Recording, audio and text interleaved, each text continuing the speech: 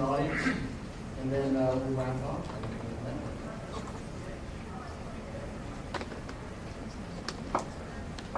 Once again, it's been a pleasure meeting you, sir. Next question. Where do you see Magic Entertainment going from here as a company?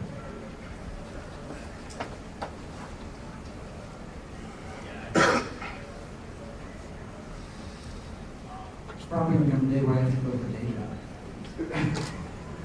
Or I keep this kid going, you know?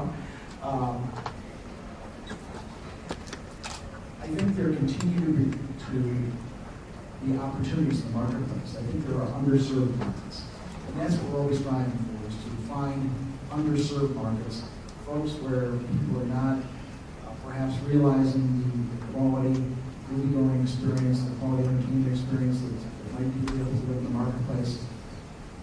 It's very challenging because the capital investment requirement to open a new venue today is very, very substantial. Candidly, what I'm thinking about most recently is sort of a retro approach in that what was old may be new again in my book. And when I say that, I mean that while we were right there building megaplex theaters, 18 screens, a couple of those, I'm actually thinking now that the opportunity will be to build smaller venues.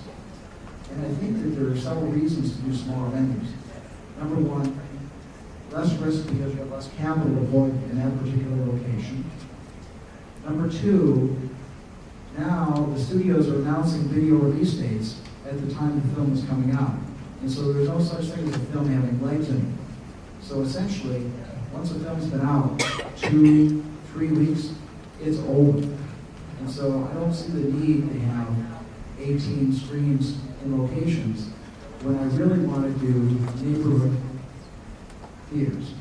And I'll tell you, it's born out of the fact that we've been very successful in Rochester Hills. And in Rochester Hills, we took a venue that had been a movie theater for 20 plus years before we remodeled it. And the community has really embraced us. And they've embraced us, I think, because we built a product that's befitting in that particular marketplace. And so I'm thinking that the opportunity going forward is twofold. Is to figure out if we can optimize the Royal Oak business plan that includes all those moving parts. And if so, then I think it becomes a prototype going forward. But absent that, or in addition to that, I think that what we're looking at candidly are 4- and 6-screen theaters in smaller markets that couldn't necessarily support an enormous theater. And so let me give you an example. What's old is new again. You know, I told you I got my start in the movie business in Clarkston. Well, Clarkston's a great little theater. That was like mine. And you know, it's a lovely community with terrific people. We love doing business in Clarkston. It's not big enough to support a 10-screen theater, but you know what? I think we can build a really terrific 4- or 6-screen theater that would be highly successful in that marketplace. And so I'm thinking that the opportunity for Magic going forward really revolves around specialty and niche markets and smaller trade areas where we can be effective in service of neighborhood venue.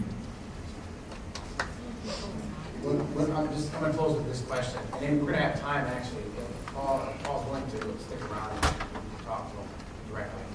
One last question. I think this is good for everyone. What would you say to someone who wants to start a business and has to invest a great deal of capital? Don't mind if they have access to it or not. What would you tell someone?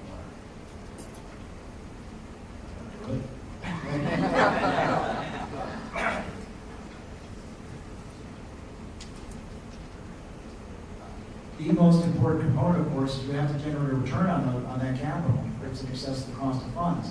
And so I think you've got to be extraordinarily confident that, in fact, you can do so. And we were working on a project in Macomb County that would have entailed an investment of about $20 million. And while, candidly, it's a fine market and I think we could succeed, I don't have the confidence level to do so. And it just simply has to do with the fact that if some car didn't turn over quite the right way, it would, it could be really gruesome. Because at 800,000 patrons, this venue would have been bought at 650,000 patrons. It would have been really ugly.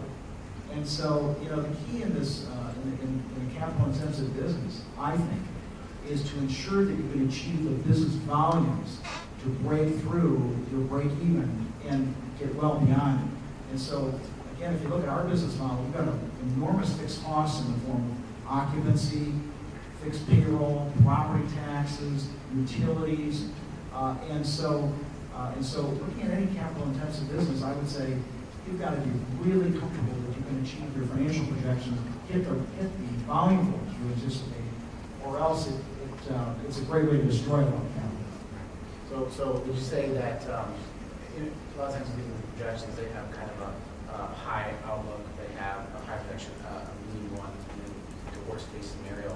Would you suggest that they have to be able to live with that worst case scenario? Absolutely. I think that's a great way to evaluate deals, in my opinion, is if you can live with the worst case scenario, then you go ahead and do it. In my case, I thought this particular venue could do as many as 900,000 bucks. 800,000 would be pretty easy to achieve.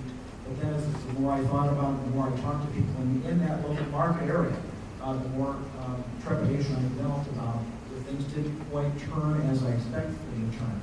It could have been ugly. So, for example, there's a AMC theater 3 miles away.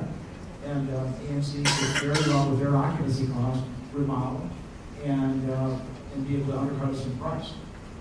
And so those were some of the risks that deterred me in that particular endeavor. Yeah, with great capital investment comes great risk management. Aubrey? Yes. One comment about financial projections I think is kind of important for other entrepreneurs to hear. You just gotta, when you make projections, make sure that they're actually based on physicals, so real things, whether you're selling tea or you're any other business, amount of patrons at a movie theater. Because a lot of times, at least from what I've seen, numbers are based on just numbers alone and not by actual, point of sale, whether it's a feedback or a person buying a movie ticket. Just make sure that, and I'm kind of saying, I know you know that, but just got to make sure that those projections are actually driven by a real, concrete assumption.